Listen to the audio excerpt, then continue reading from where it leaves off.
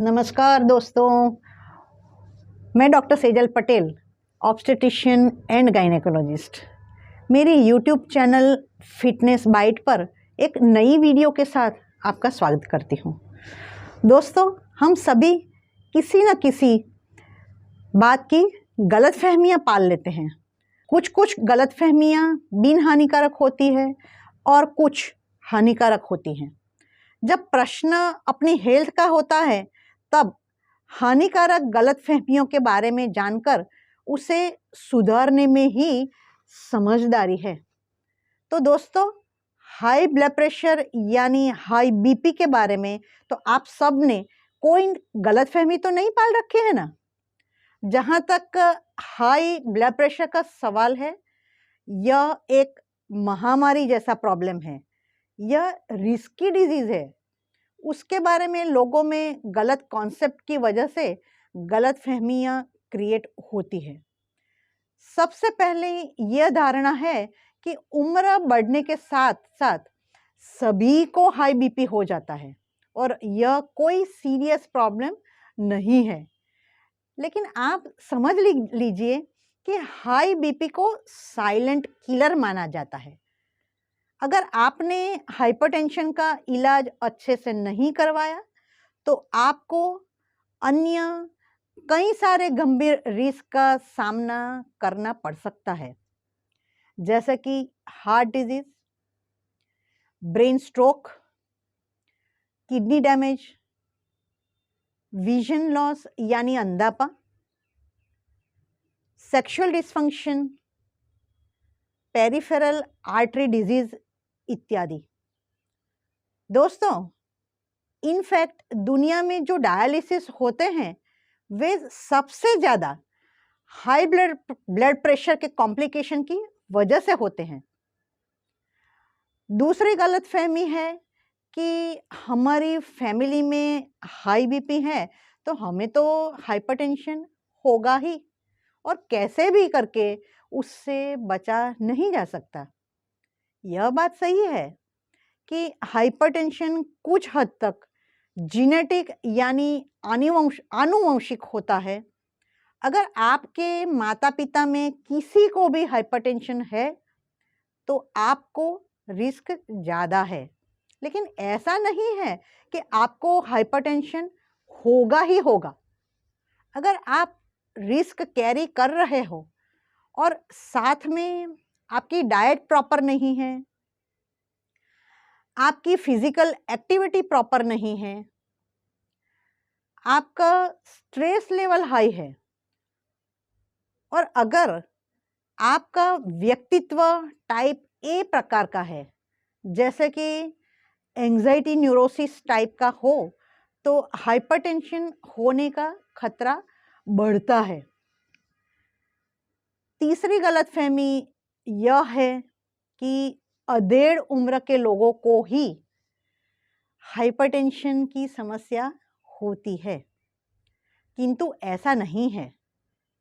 आजकल young population even 20 साल की उम्र में और मिडिल एज पॉपुलेशन में भी हाइपरटेंशन की समस्या हो रही है। चौथी गलतफहमी यह है कि अगर हमें हाइपरटेंशन है तो उसके कोई ना कोई तो लक्षण दिखाई ही देंगे। किंतु दोस्तों, हाइपरटेंशन एक ऐसी बीमारी है जिसका शुरू में कोई भी लक्षण यानी साइंस और सिम्टम्स दिखाई नहीं देते हैं। आपको बिना किसी भी सिम्टम्स के हाई ब्लड प्रेशर रह सकता है। आपके ऑर्गन्स यानी अवयव अंदर ही अंदर डैमेज होते रहेंगे और आपको पता भी नहीं चलेगा। इनफैक्ट जब आपके ऑर्गन्स ज़्यादा डैमेज हो जाएंगे तब आपको पता लगेगा कि अरे, यह ऑर्गन हाई बीपी की वजह से डैमेज हो गया है।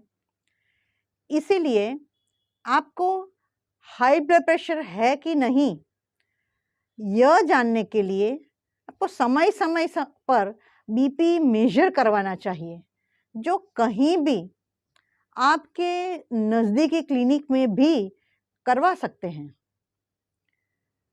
5वीं गलतफहमी है, कई लोग ऐसा सोचते हैं कि हम तो बिल्कुल ही कम नमक खाते हैं, हम तो ऊपर से नमक इस्तेमाल करते ही नहीं हैं। दोस्तों, आपको पता है कि WHO यानी वर्ल्ड हेल्थ ऑर्गेनाइजेशन रेकमेंड करता है कि आपको 24 घंटे में 5 ग्राम यानी 1 टीस्पून फुल नमक लेना चाहिए। आप सोचेंगे कि हम नमक ही कम खाते हैं तो हमें हाई बीपी की बीमारी हो ही नहीं सकती, मगर ऐसा नहीं है।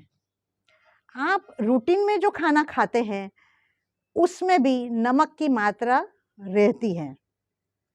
आप जो पिज्ज़ा, सैंडविच, चिप्स, पॉपकॉर्न और सूप लेते हैं वह भी नमक से भरा हुआ है। इनमें खूब सारा नमक होता है। इंडिया में समोसा, पकोड़ा, भुजिया और वड़ा पाव थोक बंद खाए जाते हैं। इनमें सॉल्ट की मात्रा खूब ज़्यादा रहती है। हम अचार खाते हैं, आपने कभी सोचा है कि अचार बनाते वक्त उसमें कितना नमक इस्तेमाल होता है? तो दोस्तों, सिर्फ टेबल सॉल्ट बचाने से आपकी समस्या हल नहीं होती है। कई लोग यह सोचते हैं कि मैं तो सी सॉल्ट या रॉक सॉल्ट या काला नमक या सेंधा नमक या लो सोडियम नमक इस्तेमाल करता हूँ। देखिए, नमक तो नमक ही होता है और नमक में सोडियम होता है। यह सब नमक में कम सोडियम होगा, यह एक बहुत बड़ी गलतफहमी है। सिर्फ नमक बदलने से सोडियम की मात्रा कम नहीं होगी और आपको उतनी ही परेशान करती रहेगी। छठी गलतफहमी है कि मैंने दवाइयाँ लेना शुरू कर दिया है और मेरा बीपी तो कंट्रोल हो गया, अभी मुझे दवाई लेने की कोई ज़रूरत नहीं है।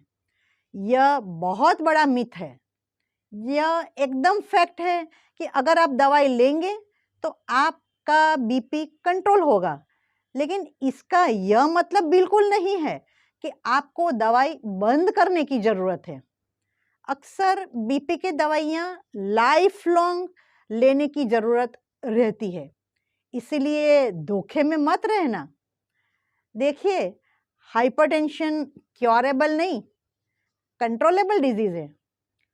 इसीलिए समय समय पर आप अपना बीपी चेक करवाते रहिए, क्योंकि लाइफ में बीपी की दवाइयों का डोज एडजस्ट करने की ज़रूरत पड़ सकती है। आपकी डेली लाइफ में बहुत सारी हैबिट्स हैं जो आपको बीपी कंट्रोल करने में हेल्प कर सकती है। अगर आप अल्कोहल लेते हो, उसे कम कीजिए या बंद कीजिए। हेल्दी और बैलेंस डाइट लीजिए। हर रोज आधा घंटा एक्सरसाइज कीजिए। स्ट्रेस को कम करने के लिए योगा और मेडिटेशन कीजिए। अगर आप स्मोकिंग करते हो तो स्मोकिंग छोड़िए।